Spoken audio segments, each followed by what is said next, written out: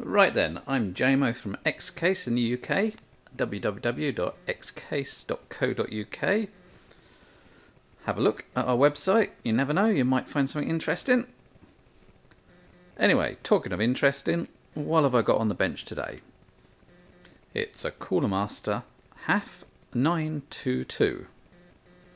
Coolermaster do two Hafs, this one and its bigger brother called the 932. So this one's cheaper than its 932 brother. So does cheaper mean bad? Well, let's find out. I'll start at the front. And what have we got? We've got 5.25 bays for devices like CD-ROMs. The bottom one has got a cutout for a 3.5-inch drive, so you could put a floppy drive in there or a card reader. It can of course still be used as a normal 5.25 bay if required. Now on the top here we've got this little area which is ideal for your iPod. We've got an on-off, a reset, and the Haf 922 comes with coloured lights. This turns the colour off.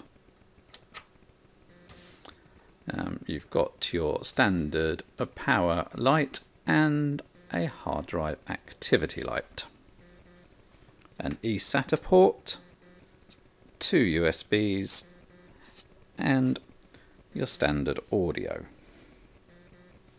The case itself is quite strong. It's got this moulded plastic affair, same as its bigger brother. And the thing about both the Hafs is they've got a lot of cooling.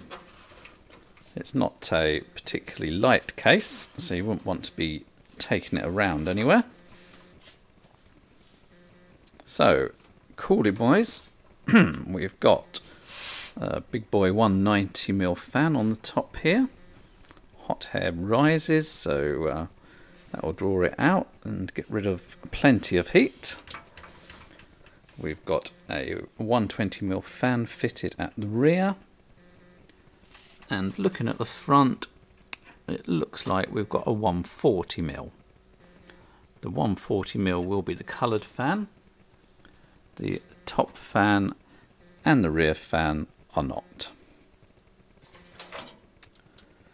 The fans themselves are connected either to your motherboard or they've got a Molex that would connect to your power supply with a male female, so you don't lose any Molexes.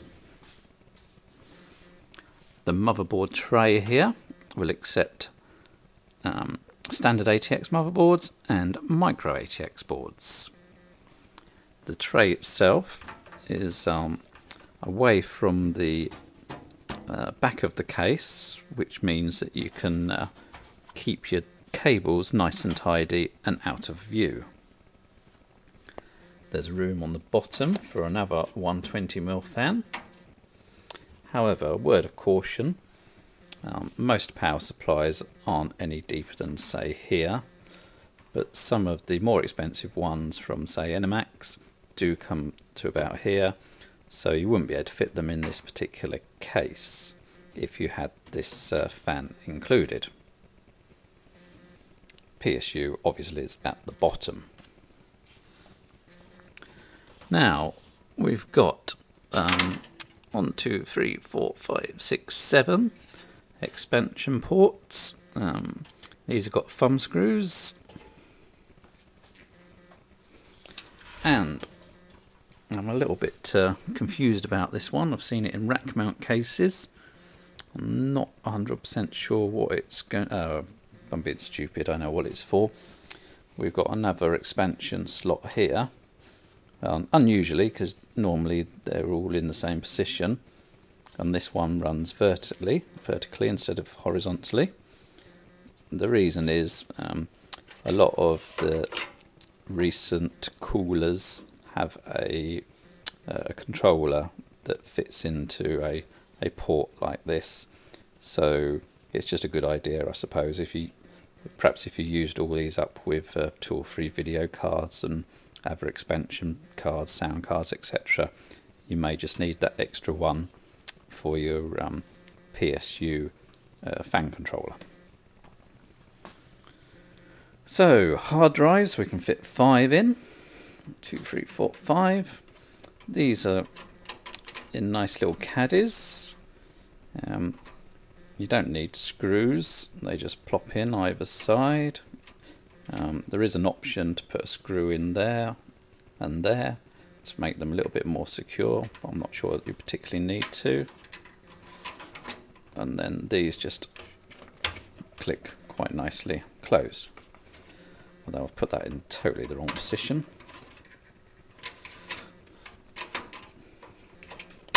There we go. Your 5.25 bays here. They're tool free. Just plonk your CD-ROM in, clunk click, job done. Now let's have a look at the back of the case. We've got 2 chunky water cooling holes for your tubing. Nice to see some decent sized ones, because some of them are pathetically small. And as said already, you can see the 120mm fan. So this case is obviously aimed at the gamers out there. You've got loads of physical room for video cards. In fact, I mean, even the latest and the longest ones aren't really going to come any further than here. So plenty of room, future-proofed, I suppose. You never know what's around the corner.